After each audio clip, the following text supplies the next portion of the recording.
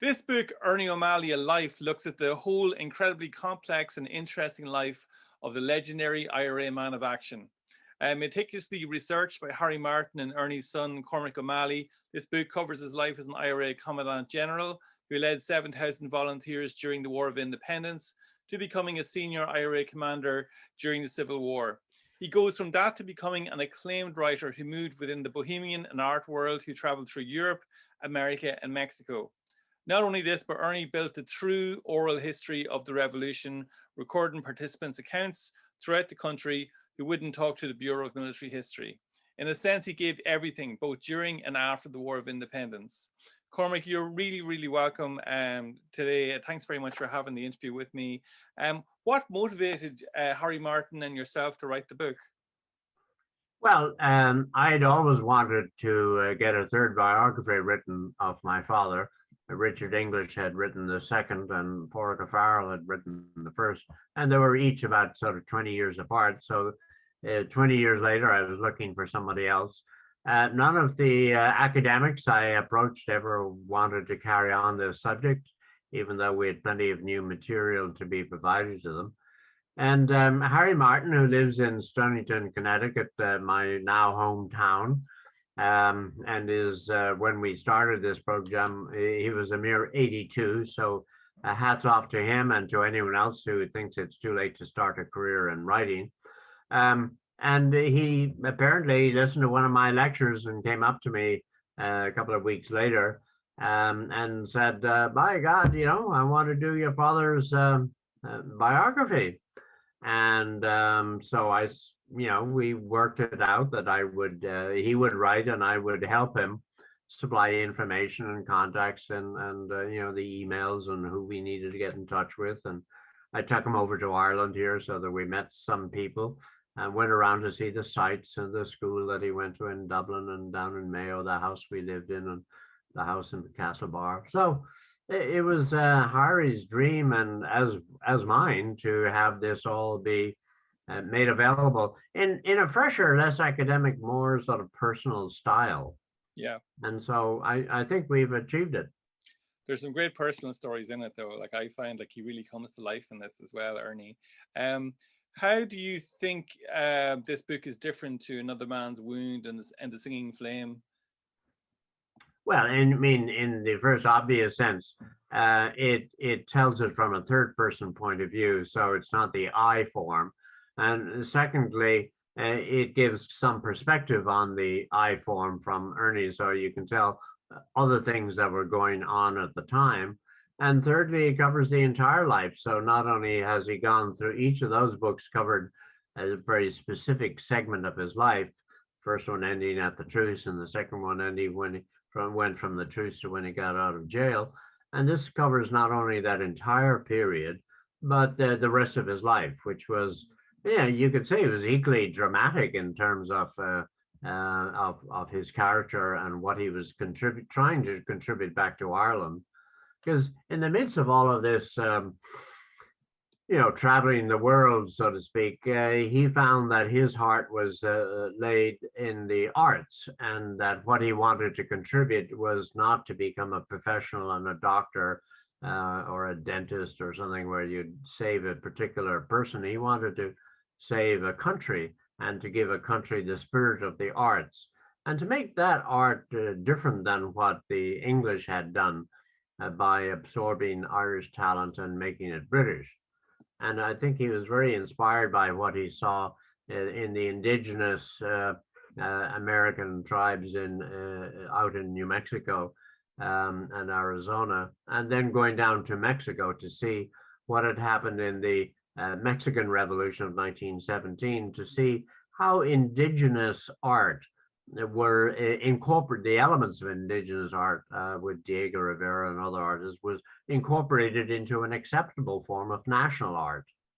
And so what he wanted to do was get rid of the portraits of the long portrait stuff, not just none of the Anglo-Irish, but it happened to be them, but I mean of any group who was in that controlling power. And he wanted to get, the vision of a Jack Yates or of an Evie Hone or of a Mamie Jellett, bringing modern technique into a national spirit to try to create a whole new element and to produce the arts for the Irish in Ireland. Do you think Ernie changed throughout his life, like going from the revolutionary to moving into art circles? Like, what was he like as a person, did you find? Well, I mean, because I don't know too much as that because I was a pretty young boy. He died when I was 14. But I mean, look, he didn't really have a personal life when he was on the run for those eight years. You're literally going from one home to another, one district to another, one brigade area to another, and you're given 3 or 4 weeks on an assignment, and you don't even get the benefit of what you've done in that brigade. You're just hoping that the men who've been trained under you for the and if you even think of a brigade, that's a very vague term. You really need to think of battalions and companies and sections.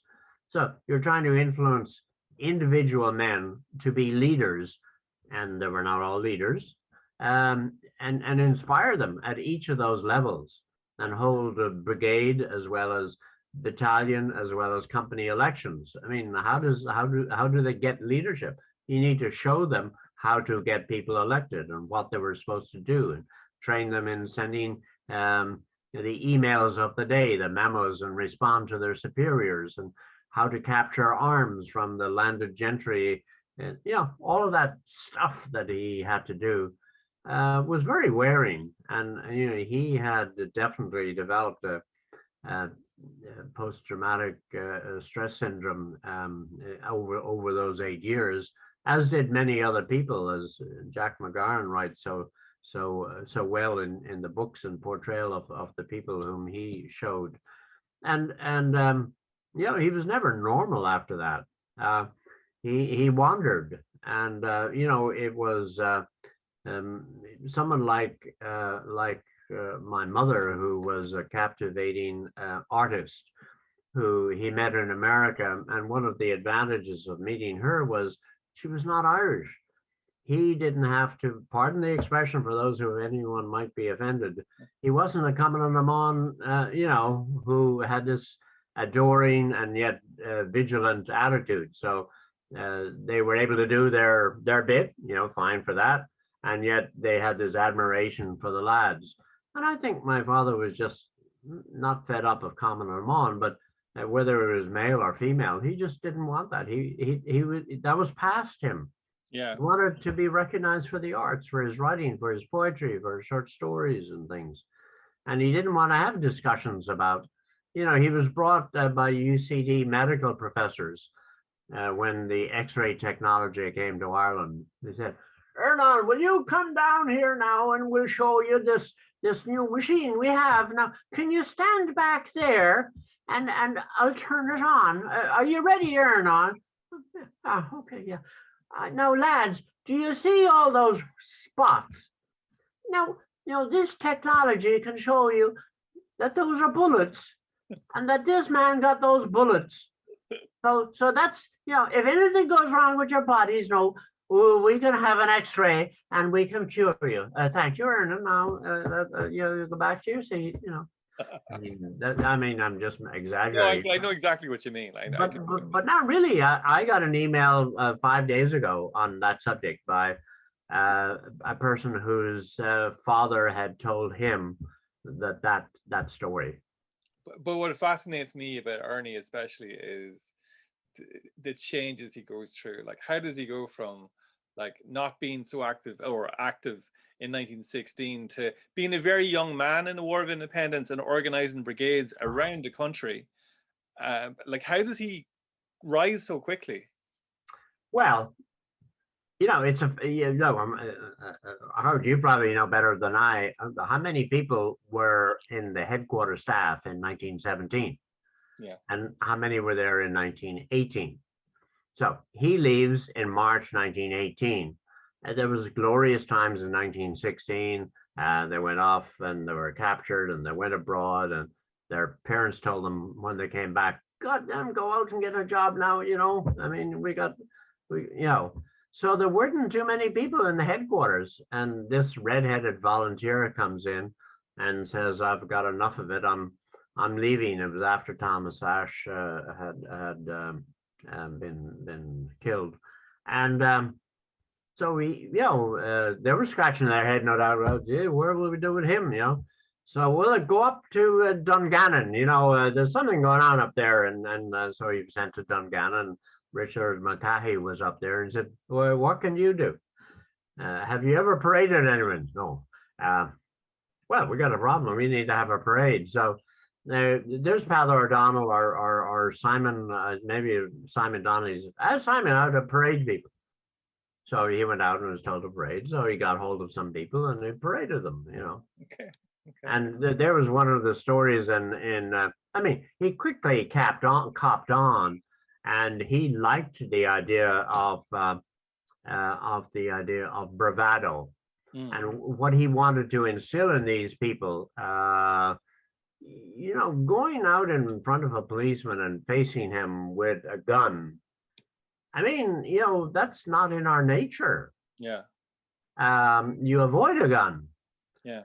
And so you have to. So what he did is he there's a grand story in the book, which Father O'Donnell tells him, and I think it was in the Cold Island days when that first thing he was sent to in Tyrone, and he had his men march down with arms in the center of the street, and he was ahead of them. And the RIC very politely avoided any issue and just, laid low. And afterward, Father O'Donnell asked him, why did you do that? He said, it's good for their morale. And the local commandant asked, well, it's good for the morale. He said, yeah, but it's not good for mine. Because, of course, the local man had to live in that community after this star had left, and he would have been known to be walked out. So the RIC would be tapping on his door or watching what he did, and etc. So in that sense, but that's the way he did it. Every 3 weeks, he'd go to a different community, try to organize, and as I say, it sounds easy to organize, but if you go battalion and within a brigade, or let's say 4 to 6 battalions, within each of those battalions, there are 4 or 6 companies. That bottom line has got an awful lot of structures, and you want to go and try to see each person and give them a notebook, and which he bought out of his own money initially, and get them to write notes and attend lectures. And guess what time those lectures were? Don't know. 10, 11 o'clock at night. Right, okay. So these men who had been working all day on the farms, because they weren't full-time committed people, the whole concept, the brilliance of the flying column was that you got dedicated people who are afraid to stay at home. I mean, quite apart from, we can explain why they went, but the brilliance of it was they were dedicated people, and that's all they needed to do. They didn't need to milk the cows and attend to the farm. So their function was to be available full-time anytime. And whereas these other lads had farming and social, and maybe even if they worked in a shop, they had their shopping hours to attend to. So 11 o'clock at night, and I remember when I looked at those, his first assignment down in County Offaly from Mick Collins, and in one of my books, there's how stupid, he writes in his own notebook to M. O'Quillan, with the address of 39 bachelors from E. O'Malley. I mean, if that fell into the wrong hands, why would you give Michael Collins's private address or office address? Even worse. My favorite book of Ernie O'Malley's, it mightn't be everybody's, but certainly mine, is the Raids and Rallies one. Sure. Because it's just so action-packed. And how did he get those ideas for taking over the barracks? Because he nearly perfected it to an art. Well, he had, a couple of barracks had been attacked before, so he's in Ballytrain. I don't think that he was the originator of the Ballytrain he happened to be sent to Ballytrain, and he participated in it. But it's one of these things when you look at how technology has influenced invasions, revolution. I'm talking to someone today about Henry II coming to Ireland.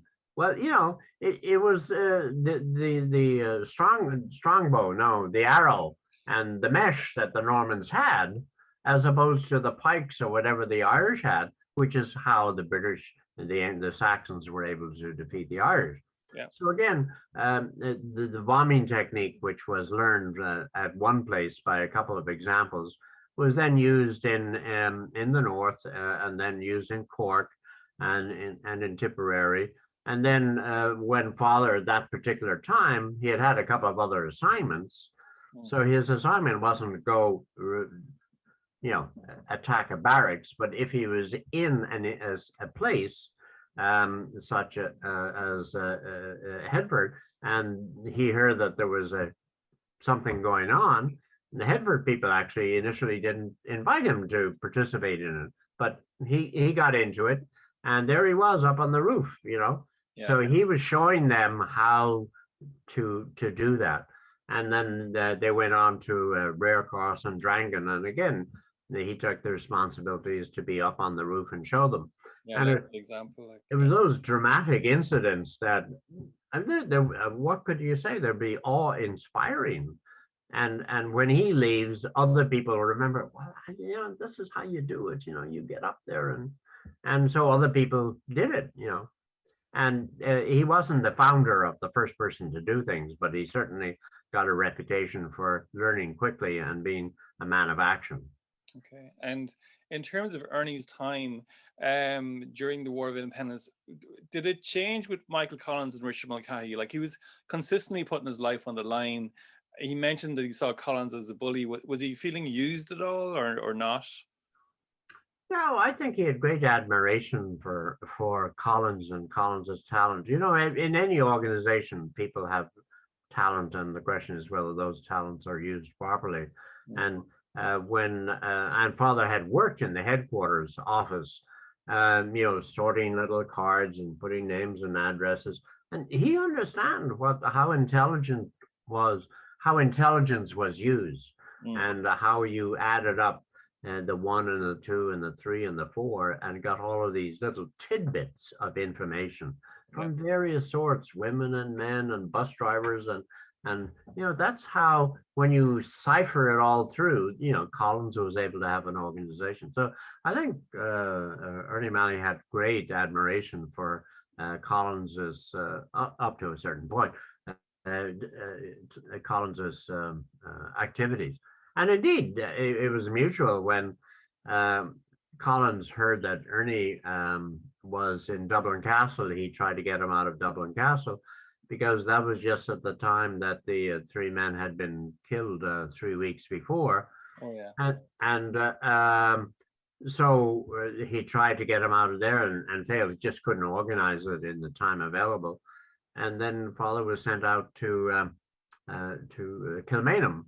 And again, I'm sure, though the actual work was done by Battalion 4, the engineers or whatever, those commands must have come down from Central Force.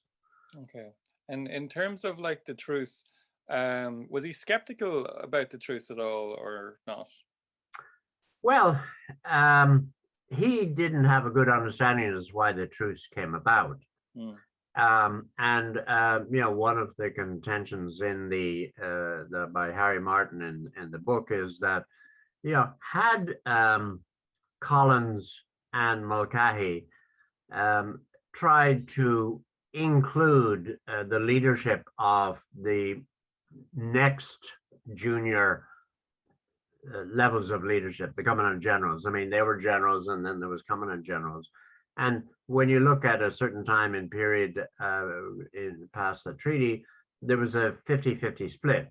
So the question is, and all of those in the immediate Dublin area and within 75 miles of Dublin, except Dublin 1 and 2, all went pro-treaty. Well, why is that? Well, I would argue that was under Collins's influence. And if you look at down the country, the Sweeney and Donegal and Brennan in Clare went pro-treaty. Again, that was perhaps some personal relationship with Collins. Yeah. But the other men who actually weren't that close to Collins, the Lynches and O'Malleys and others, they stood back and wondered, why are we doing this? We've been winning the war. Why should we compromise?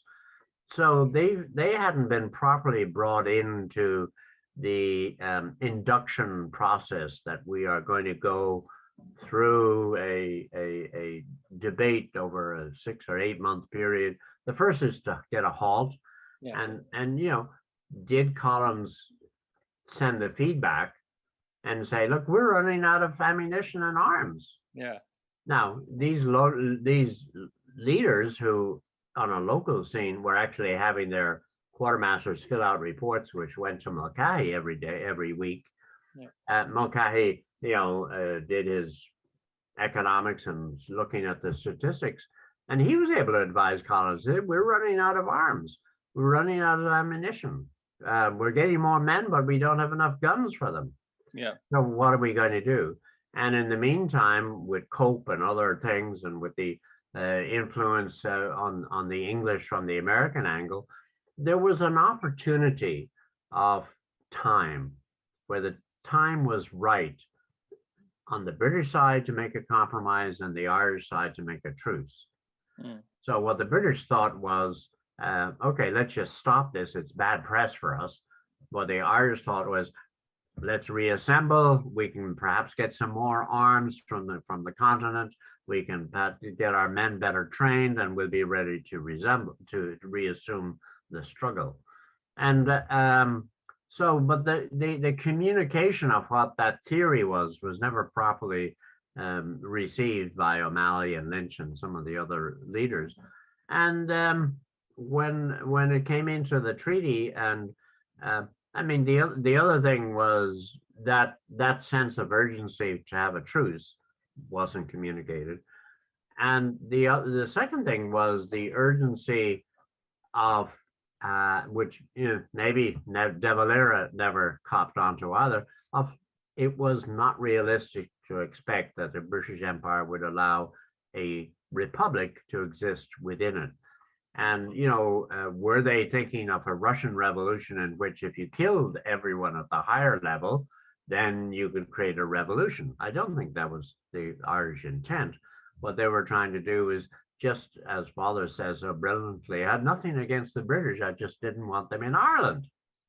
Okay. So just remove yourselves and leave us to be ourselves. We're competent, capable people, and we have religion, we have theories, we have education. Thank you very much for much of that stuff, but we want to go a different way than you. Just let us be ourselves. Yeah. And the British were not in a position, in my view, to grant a republic, and it was too much of a threat to them in terms of their empire. Yeah. So and we see it. I keep telling people about Dev's document number 2. And when Dev submitted, this is written in the Singing Flame, when the debate started, Father reported to De Valera in the Dáil and said, saluted and said, Mr. President, I have 21,000 troops at your disposition, 1, 2, and 3 Southern divisions. Yes. So go in there, And when document number 2 went on, was delivered, which had the Irish association with the British Empire, Father withdrew that offer. Okay. And so Dev, though it's called Dev's Civil War, Dev walked out of the Dáil after being defeated, but he got defeated, so why wouldn't he walk out? There was nothing further to debate, and the country was left with the rump of that. But go on, sorry. Yeah, and so Father then in the vacuum which was created, again, the Singing Flame describes this very carefully.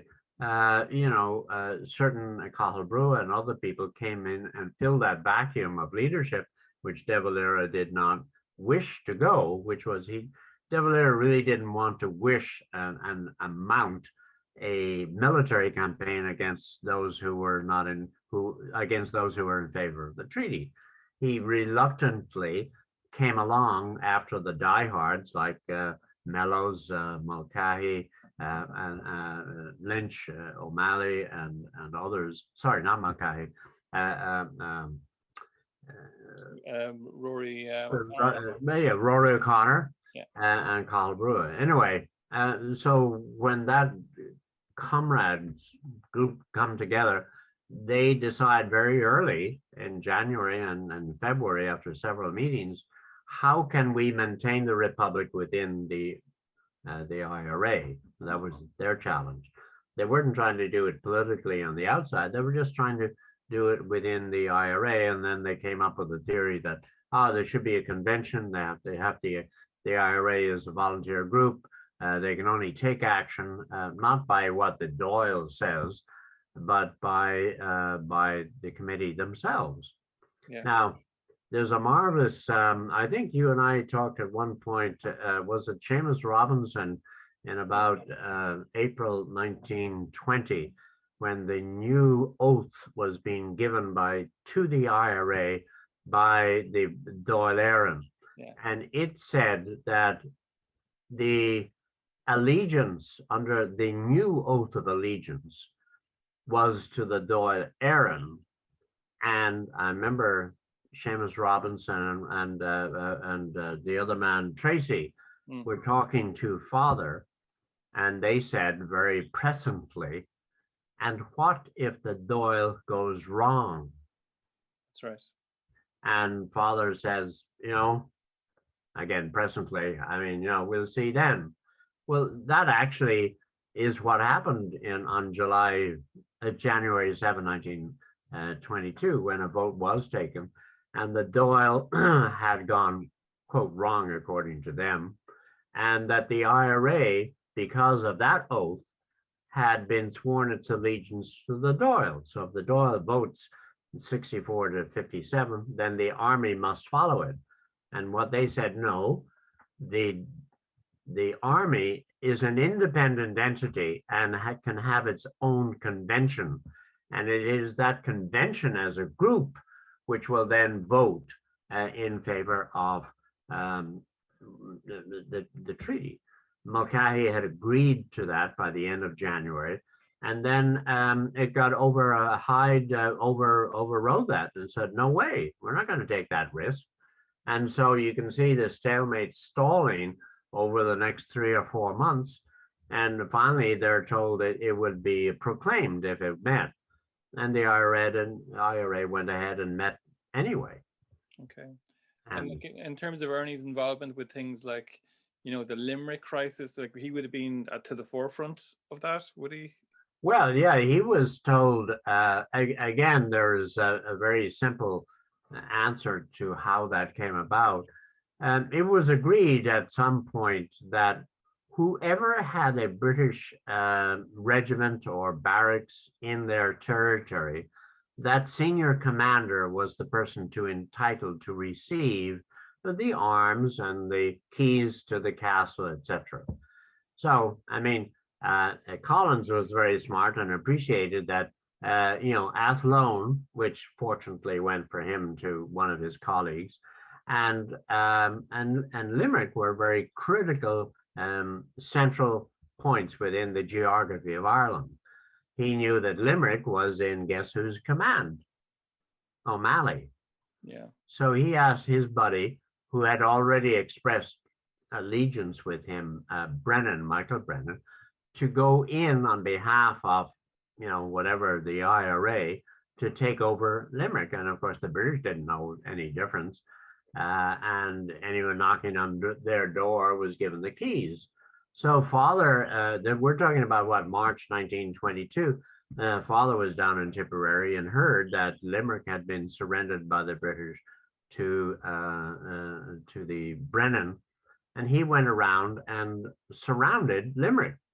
You got people from Cork, from Kerry, from Tipperary, and other, Limerick, to come in on the Republican side to surround the city. And he caused a stalemate. And eventually he got the keys back. And he was very proud, I think, to watch Brennan march out. Mulcahy had come down, De Valera had come down. They were afraid this was the start of the Civil War. And Ernie O'Malley was just making a simple point. Look, guys, this is what we agreed, Yeah. Now, when Brennan marched out and the keys were given over to O'Malley, O'Malley was told to march out also, that there had to be decorum within this thing, but he was able to give the keys to the men in Limerick. So in a certain sense, the Republicans had won peacefully and averted a civil war, and which they never wanted to have. Yeah. And like in terms of like, he then soon would have been in the forecourts. Did he describe his time in the forecourts? Or how did he find, the leadership in the forecourts? Yeah, well, I mean, he shortly after he got to the forecourts, he was given quarters in the forecourts because he'd given a new position called Director of Organization within the Republican Anti-Treaty Forces. And I think Seamus Robinson took over his command as Second Southern Division. So, thinking what he could do there, after it appeared that there was going to be an attack on the forecourts, he was asked to be the defender of the forecourts, because a lot of the people in the forecourts at the senior management of the IRA had never fought. Yeah, they were generals in name, but not in action. And so I think his name was O'Brien, who was a local Dublin commandant, asked Father to take over the defense of the forecourts. And so he did that. And one of his first requests was that the senior management of the IRA depart the forecourts. He said, we need to continue the fight. And they refused to attend. So the irony was that amongst the 200 people who were captured in the forecourts in June 30, 1922, were all of the senior managers who could have continued to have a reasonable effort in running the Civil War.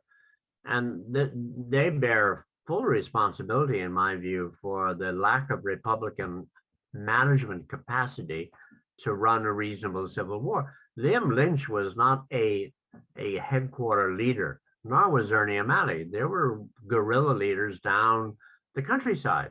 They'd never had artillery. They'd never had management responsibility for how troops could move on a massive scale. Massive scale, I mean, 1,000, 2,000, or what the Free State very cleverly did. Okay, lads, let's take Cork, let's take Fennet, let's take Westport. You send a ship around. I mean, they didn't have a clue about that type of thing. And all of their senior managers were, guess where? In Mountjoy. Yeah. And like, so Melville was sending messages out to, not Melville, Mellows was sending messages out to Ernie O'Malley as to what he should do next and what should happen. And, you should become more democratic. You should elect a government. And that was all Mellows's. O'Malley didn't have a clue about that type of thing. And Lynch opposed it. So you can see in my book, No Surrender Here, the correspondence back and forth with O'Malley following Mellows's lead that, we should become more democratic. We should be leaders of the people rather than forcing the people to follow us. And their theory was, if we lead, the people will follow. Well, that's not what democracy is. Democracy is you're supposed to follow what the people wish you to do. Yeah. And so it was at O'Malley's suggestion, and Lynch finally agreed that they went to De Valera and sort of said, who would you wish to nominate as ministers? And it was the Army Council who then appointed the Republican ministers in October 1922. Yeah. You mentioned about that book, No Surrender Here. What were his thoughts on Liam Lynch? Did he have a good working relationship with him? Well, very, very good. You know, he had great admiration for Liam Lynch. They had worked in Cork together. They took over the Mallow barracks. And indeed, he was delighted because he was the person through Collins's appointment who actually technically appointed Liam Lynch to be the commanding officer of the first Southern Division. He was just passing the order along, but they had this meeting in Cork near Milltown, and father communicated what the what the headquarters had done. There were a lot of objections to that because the absurdity of how the Republicans had tried to run their independent movement was to have 65 brigades running independently of headquarters, but reporting back into headquarters, occasionally asking for arms or information. And you know, this was not a sophisticated headquarters. They couldn't possibly handle all of the demands at a quartermaster at a management level for the needs of 65 brigades. And so what they did is they came up with a concept of having a division. So you put 5 or 6 brigades within one division and appoint a senior person in charge of that. And they've got nothing to do with Dublin. They run all of their information. They collect their taxes. They impose their fines and all of that stuff, and they run it locally.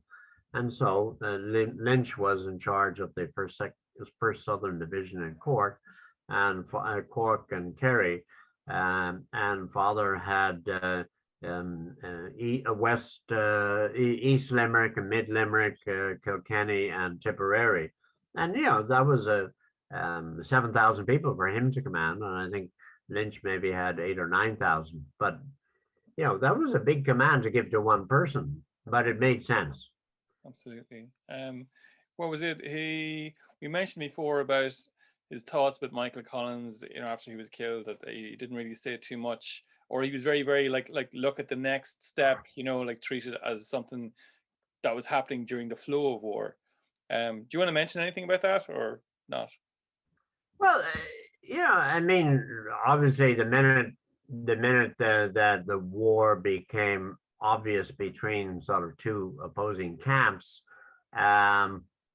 father was opposed to. So he didn't really care how good a man or how clever a man Michael Collins was, or anyone on the other side. In fact, the Republican sides called them British. Yeah. And because that's what they felt that they were getting, they were they felt that they were being paid by Britain, that they were taking the British arms, and certainly they were probably taking some British advice as to how to get things done. And so they felt that they were no longer Irish. So, you know, Ernie O'Malley and the other Republicans really had an attitude that they were an enemy, and since they had been attacked by the enemy, they were going to fight back hard. What I mentioned earlier, however, was the Republicans never, well, the tragic loss of senior management, headquarter management, call it, you know, the people who knew about how to get and where the supply should be, where the arms should come from, where finance should come from. Suddenly, all of that administrative level was on the shoulders of Liam Lynch, whose only responsibility had been in charge of, you know, 4 brigades down in the south of Ireland, or Ernie O'Malley, who he is capable of doing all these valiant and outrageous and courageous activities, but he never. And you know, running a division is not minor stuff, but it's a lot of technical detail stuff. But it's not a massive army, and so they really had problems. So I mean, one of the issues which came up, people have asked me, well, how did father feel about the loss of Collins? I mean, he didn't go into writing, I'm sorry, you know, my dear friend Mick is gone.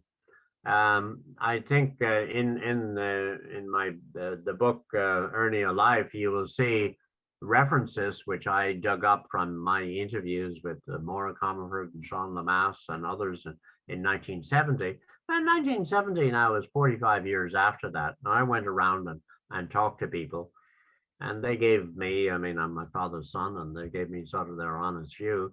And Lamass told me that, we knew in August 1922 that the war was over. Mm. And I said, well, why didn't you stop? Oh, we couldn't. I mean, it's not a very philosophical response. Yeah. But why couldn't you? Well, they were killing us. They were doing things that were bad. We needed to get back at them. People they didn't want to take an oath. We didn't want to be captured. We didn't want to be put in jail. We thought we could do it, or. In terms of the Civil War itself, though, like he went through a very serious hunger strike, and he was previously tortured severely. Was he becoming disillusioned with what he was contributing to Ireland's fight? Well, I think if you look at the end of my book, No Surrender Here, and with extensive correspondence with, soul-bearing correspondence with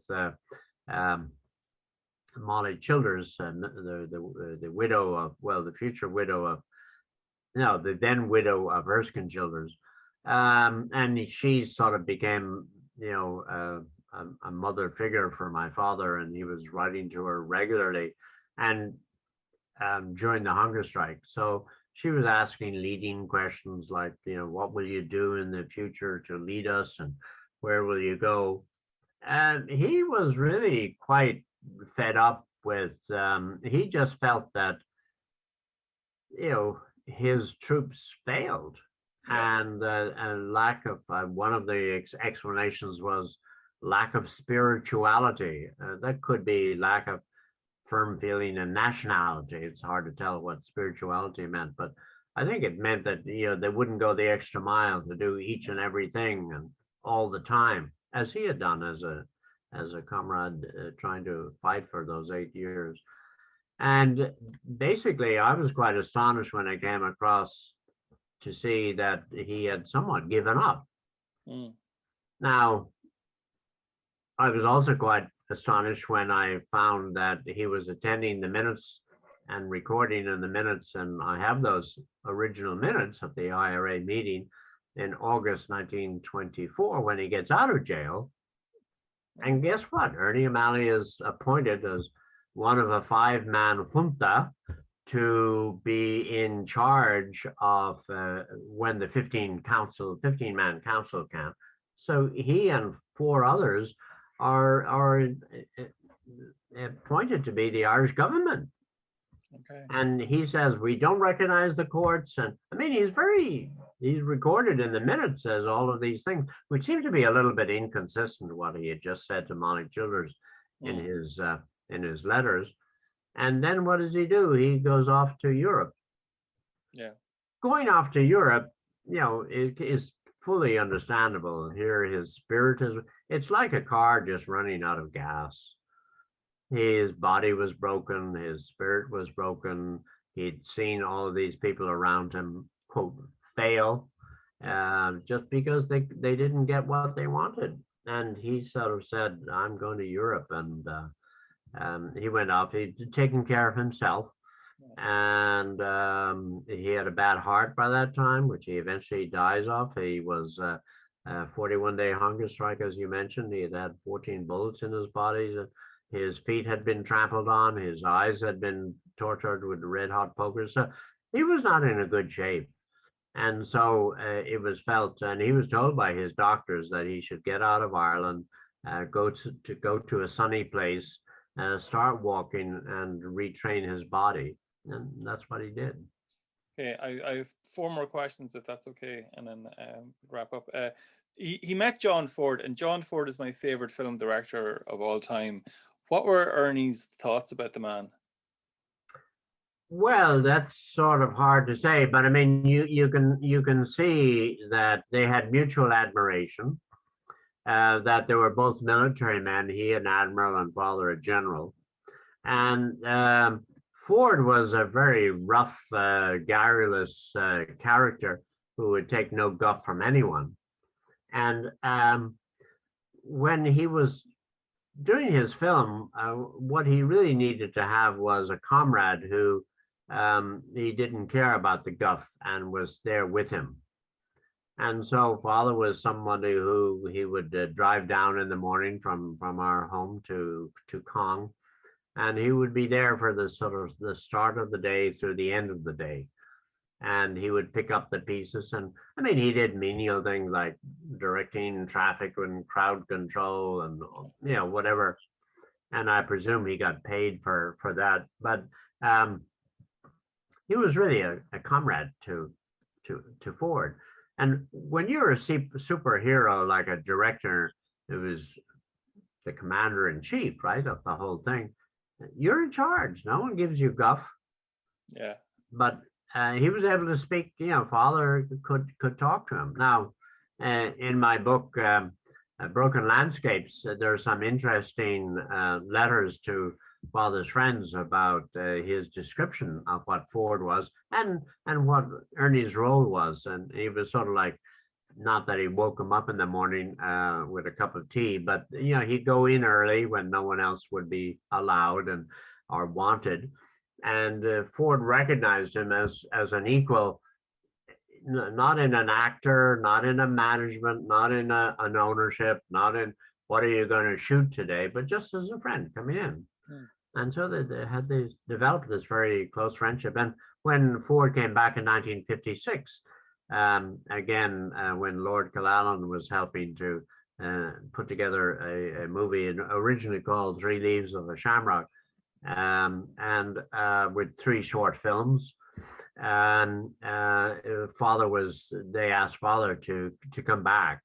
And even though he'd had a heart attack and one thing and another, we were off in Paris, and he came back, and he went down to Limerick where they were making the film. And I think it was a 6-week assignment down there. And again, he was the Ford's right-hand man, giving him advice and suggestion and support. And of course, Ford was off drink at the time. And he would, after these films, he would go have a bout. But because he didn't have access to the booze, you know, that had a pent up anger and impact on him. And again, so Father was able to help. Occasionally, got the boot from Ford, but he came back and suffered with him as a friend and said, "No, I'm here for you." Yes, another one of Ernie's great achievements, I think, is his recording of The Men Will Talk to Me, because, I mean, he didn't just remember himself. Like, you have your Dan Breen and your Tom Barrys who are talking about themselves, but he didn't forget the men who actually went in these operations all around the country. What was he hoping to achieve with this, do you think? This is the interviews. I think in the 50s, there's such a poignant letter that he writes to Paul Strand in about 1952, where they have this occasional correspondence. Well, actually, they'd lost being in touch for about 20 years. And there's 1 or 2 very quick letters where Father summarizes what he's doing. And in this letter, which is only about 15 lines, I remember one of it was he wanted to get back and finish his book on photography, on monastic settings and photographs that he'd done, spent 3 years doing.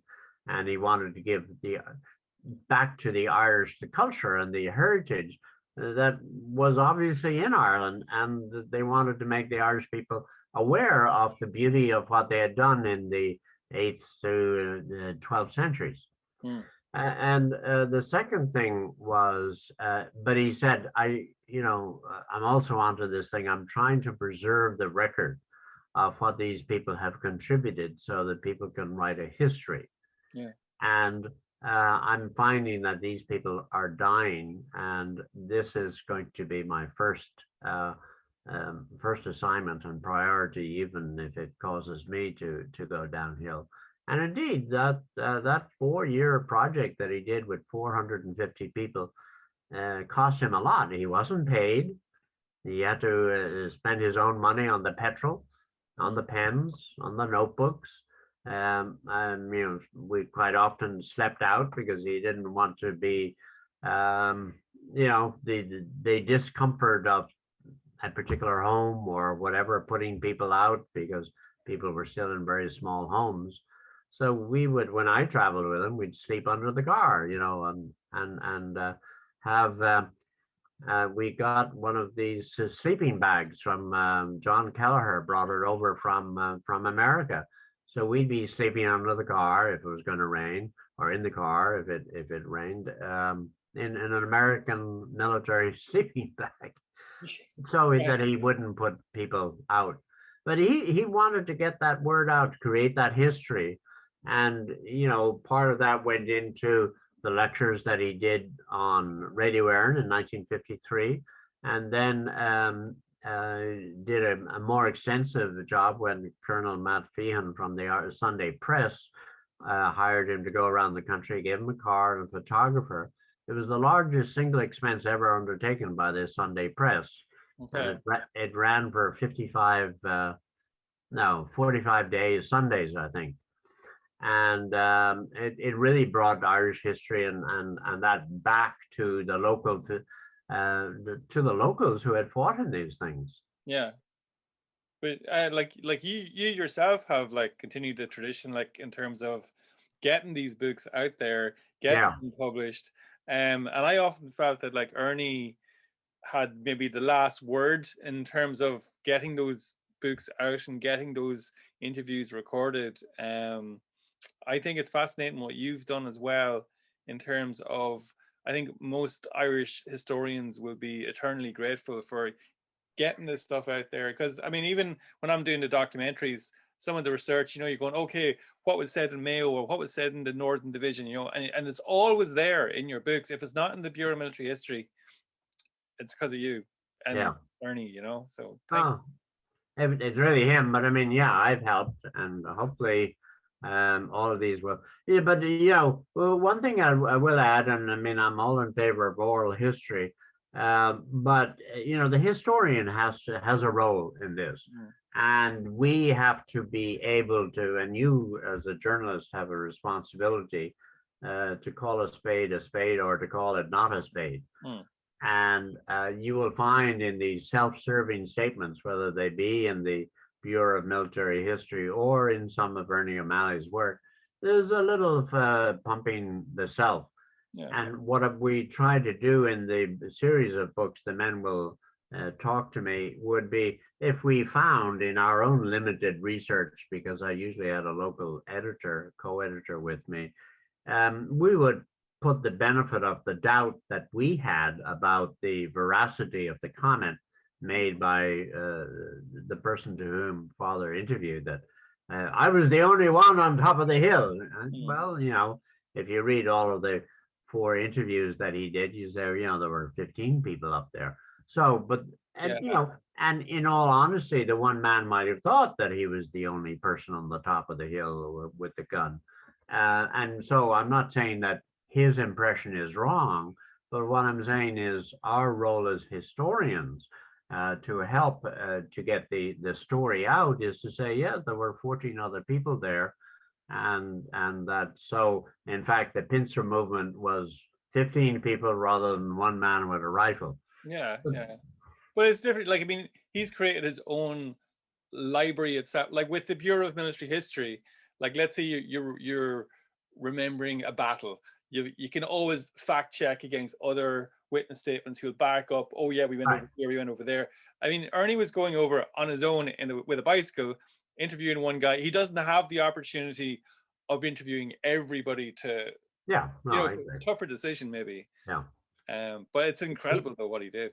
He did a couple of group interviews, but they were very messy because you had 2 people quarreling over an issue or giving different or similar opinions, and he was trying to write very fastly down, and that sort of conversation would be subject to some difficulties. Whereas, and remember, he would rewrite these the day after. and the dialogue between two people would have been more difficult to capture. Okay. Well, I sincerely hope that this book sells well. It certainly deserves to, and it's well overdue in the sense of just encapsulating his whole life rather than just a certain section of it. Thank you so much, Cormac, for doing that. I could just say that does go on for you know, when he leaves the IRA and what he goes on to America as an immigrant and comes back into the arts. And you know, I don't know if you've seen A Call to Arts, which is currently on RT Player, but that shows much of what Father and my mother did when they came back to Ireland in 1935 to participate in the arts. And Father never really wrote about that, but this book, this biography, helps illustrate the second level of contribution of Ernie O'Malley to the arts in Ireland. Okay. Well, thanks so much for keeping his flame alive as well, you know, so I really appreciate it. And sure, Marcus. Hope to see you again. Okay, take care. You're doing great also, so well done. Thanks very much. Okay, you okay. Bye. Bye.